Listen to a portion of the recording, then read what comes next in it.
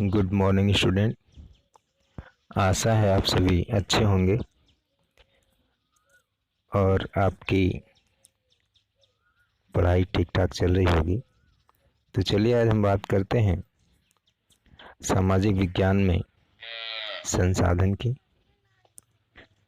संसाधन क्या है, आज हम जानेंगे कि संसाधन क्या है, संसाधन को कितने आधार पर वर्गीकृत किया गया है। तो संसाधन जैसा आप समझते हैं कि वे सभी वस्तुएं जो हमारी आवश्यकता को पूरा करने में प्रयुक्त होती हैं और जिसको बनाने के लिए प्रौद्योगिकी हो, संसाधन कहलाती है। यहाँ पर समझना ये है कि सभी वस्तुएं जो आवश्यकता को पूरा करने में प्रयुक्त होती हैं उसे संसाधन नहीं कहते, लेकिन उनको बनाने के लिए प्रौद्योगिकी होनी आवश्यक है।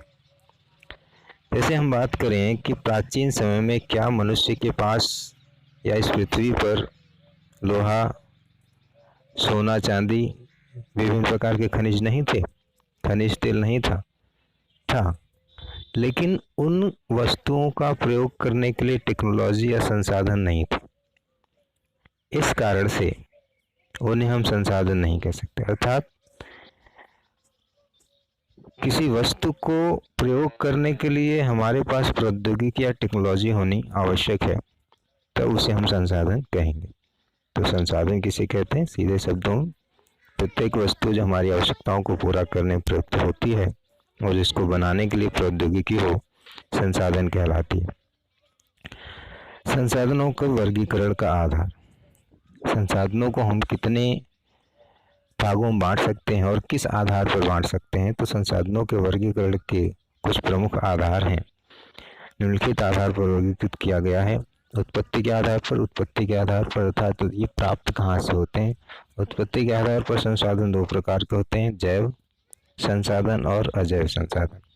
जैव संसाधन अर्थात वे सभी संसाधन जिनमें जीवन पाया जाता है उन्हें जैव संसाधन कहते हैं, जैसे पेड़ पौधे और मनुष्य। अजैव संसाधन के अंतर्गत वे सभी संसाधन सम्मिलित किए जाते हैं जिनमें जीवन नहीं पाया जाता, जैसे वायु, जल, सूर्य का प्रकाश इत्यादि। नंबर 2 है समाप्यता के आधार पर। समाप्यता के आधार पर संसाधन दो प्रकार के होते हैं, नवीकरणीय और अनवीकरणीय संसाधन।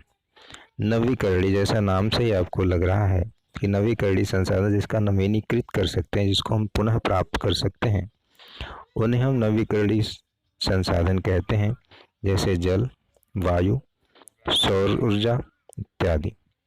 अनवीकरणीय संसाधन के अंतर्गत उन सभी संसाधनों को सम्मिलित किया जाता है जो एक बार प्रयोग करने के बाद समाप्त हो जाते हैं और जिनको हम दोबारा पुनः प्राप्त नहीं कर पाते, नवीनीकृत नहीं कर पाते, उन्हें अनवीकरणीय संसाधन कहते हैं, जैसे जीवाश्म ईंधन, खनिज तेल, कोयला इत्यादि। नंबर 3 है स्वामित्व के आधार पर वर्गीकरण। स्वामित्व के आधार पर संसाधनों को 4 भागों में बांटा गया है।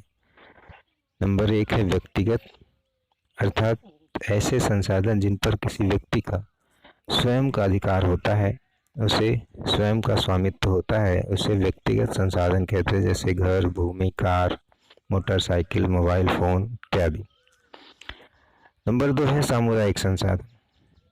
ऐसे संसाधन जिन पर किसी एक समूह, किसी समुदाय का स्वामित्व होता है, उसे सामुदायिक संसाधन कहते हैं, जैसे स्कूल, अस्पताल इत्यादि। नंबर 3 है राष्ट्रीय संसाधन।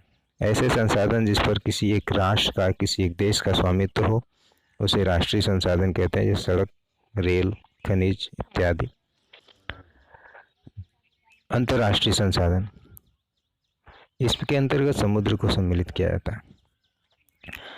समुद्र को सम्मिलित किया जाता है, इसमें हम ये समझना है कि किसी देश के सीमा के अंतर्गत आने वाले 200 किलोमीटर का जो समुद्री क्षेत्र है वो राष्ट्रीय संसाधन के अंतर्गत आता है।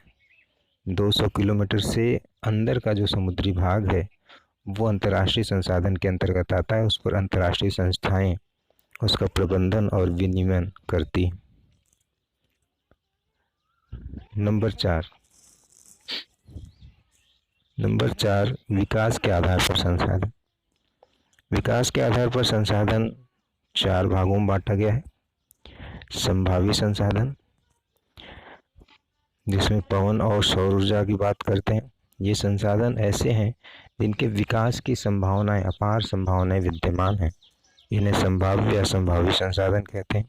विकसित संसाधन, ऐसे संसाधन जिनका विकास वर्तमान समय में हो गया है, उन्हें विकसित संसाधन कहते हैं, जैसे बांध और खाने। भंडार संसाधन, अर्थात ऐसे संसाधन जिनका भंडार अथाह है हमारी पृथ्वी पर, उन्हें भंडार संसाधन कहते हैं, जैसे जल। आप जानते हैं हमारी पृथ्वी के 1/3 भाग का 73% भाग पर जल विद्यमान है। और नंबर 4 है संचित कोष, अर्थात ऐसे संसाधन जिनको हम संचित करके रख सकते हैं, संचित किया जा सकता है, उन्हें संचित कोष संसाधन कहते हैं, जैसे वन। तो ये था संसाधन और संसाधनों के वर्गीकरण का आधार। आशा है आपको समझ में आया होगा। धन्यवाद।